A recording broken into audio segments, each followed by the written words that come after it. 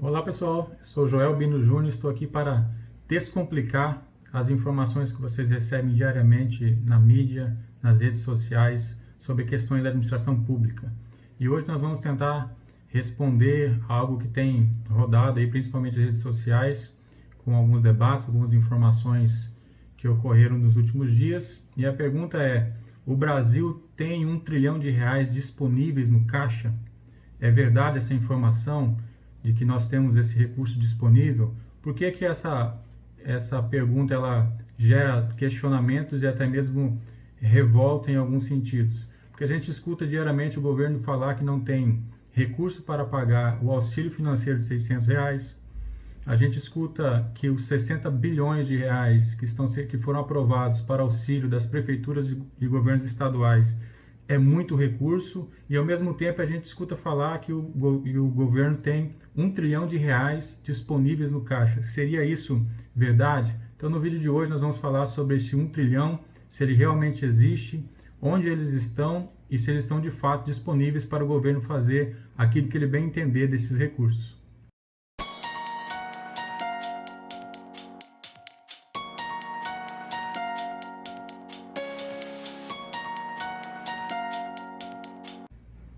Então, primeiro respondendo a pergunta principal é sim, o governo tem mais de R$ 1 trilhão em caixa, mas não, esse dinheiro não está disponível para o governo fazer aquilo que ele bem entender, aquilo que ele quiser fazer, como muitos têm colocado, né? Como se fosse uma situação em que existe um dinheiro ali parado e que ele está se negando a fazer A ou B ou atender qualquer demanda ou qualquer situação.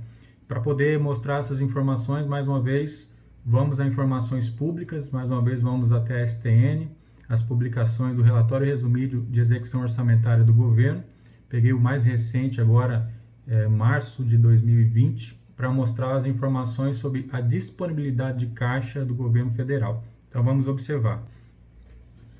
Conforme a gente pode observar nessa tabela 4 aqui, que está no relatório resumido, né, sobre disponibilidade de caixa do Poder Executivo, março de 2020, a gente tem que, de fato, o total de disponibilidades é R$ 1 trilhão e 170 bilhões de reais. É muito dinheiro, né? Pensando aí nas informações recentes de que toda a arquitetura da reforma da Previdência foi para se economizar R$ 1 trilhão em 10 anos, de que 60 bilhões de reais o governo não teria para poder repassar aos municípios e estados, e essa informação, se ela é passada dessa maneira, a gente acaba tendo alguns equívocos de interpretação. Mas vamos lá. Primeiramente, a gente consegue ver aqui essa separação de tipos, né, da disponibilidade. Então, a gente começa aqui em cima, recursos não vinculados, e aí eu vou deixar ele por último. Eu vou falar sobre os demais aqui, e a gente pode observar já que volumoso mesmo, nós temos essas três situações, né? Então, começando aqui, recursos vinculados a fundos, órgãos e programas, 325 bilhões, do 1 trilhão, 325 bilhões estão aqui. E esse recurso vinculado a fundos, órgãos e programas, e a gente já começa a dar uma informação, um entendimento de que o governo não pode simplesmente dispor desse recurso para pagar aquilo que ele bem entender. Por exemplo, ele não pode dispor desse recurso para fazer a transferência de ajuda aos estados. Por quê? Porque esses recursos estão vinculados aos fundos, órgãos e programas. Eles têm finalidade específica e o governante tem que obedecer essa finalidade específica.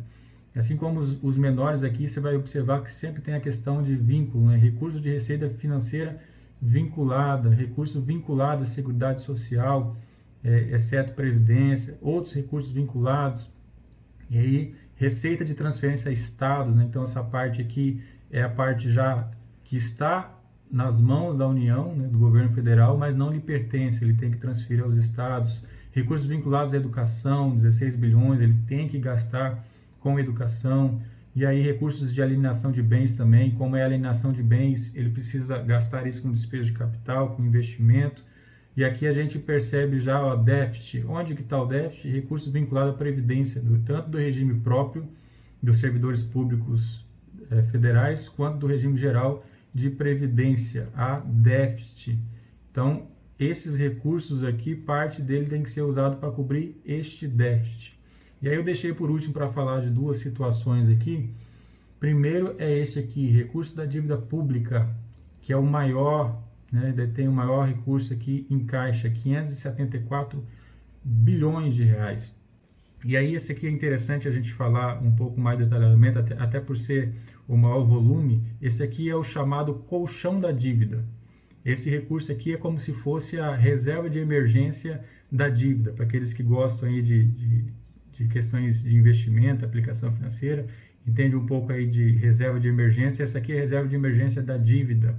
Desde 1999, com a crise que ocorreu, a União, a Secretaria de Tesouro Nacional, ela vem fazendo reservas para a dívida, porque ela precisa ir resgatando os títulos públicos e nem sempre ela dispõe de recursos ou nem sempre ela consegue emitir e vender mais títulos. Dependendo da situação de crise, essa venda, essa disponibilidade de títulos não é tão simples. Recentemente mesmo, vários jornais noticiaram aí a STN dizendo que já tem dificuldades para emitir novos títulos. A taxa de juros caindo, as pessoas começam a fugir um pouco desse tipo de investimento e se arriscar mais em investimentos que dão mais retorno.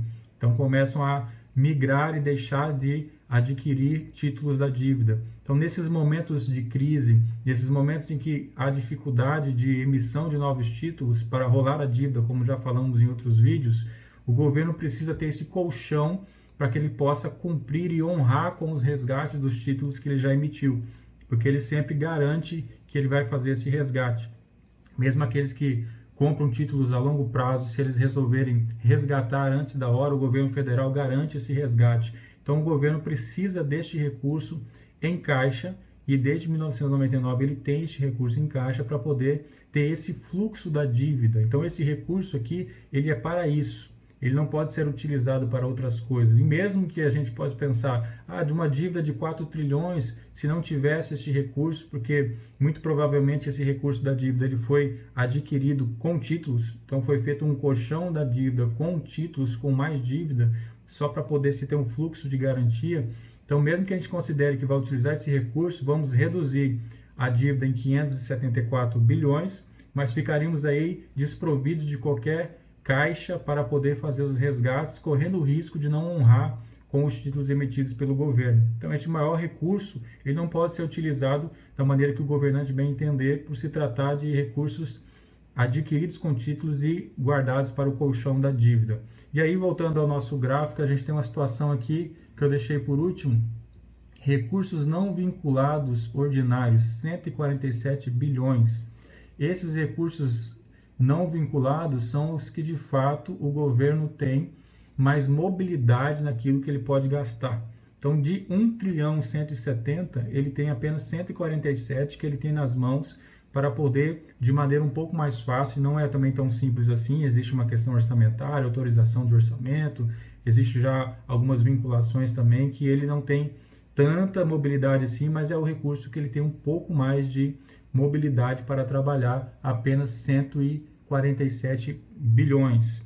Então a gente vê e destrincha mais uma vez que as informações às vezes soltas, às vezes apresentadas de uma maneira, não digo nem distorcida, mas de uma maneira um pouco simplória sobre tudo que envolve, ela acaba trazendo informações que nos geram revoltas, nos geram até indignações sobre uma informação que não é correta, uma informação que está em meias verdades, uma informação que não foi apresentada como um todo. O que a gente pode discutir sobre isso, sobre questões de ter um recurso desse, mesmo que a gente tire os 500 e tantos bilhões que são colchão da dívida, nós temos os outros aí 500 que são todos eles vinculados. A gente podia discutir então sobre vinculação de receitas, vinculação daquilo que o governo deve gastar. E aí no próximo vídeo nós vamos falar aí sobre essas vinculações, se são necessárias, importantes, se já podem ser rediscutidas, né? Entender um pouco do porquê que o governo, tanto federal, quanto estadual, quanto municipal, muitas das vezes consegue arrecadar, mas não consegue sair, não consegue de fato alcançar o que deveria, porque grande parte daquilo que ele arrecada já está vinculado legalmente ou constitucionalmente. Ok? Então até o próximo vídeo, muito obrigado, que Deus os abençoe.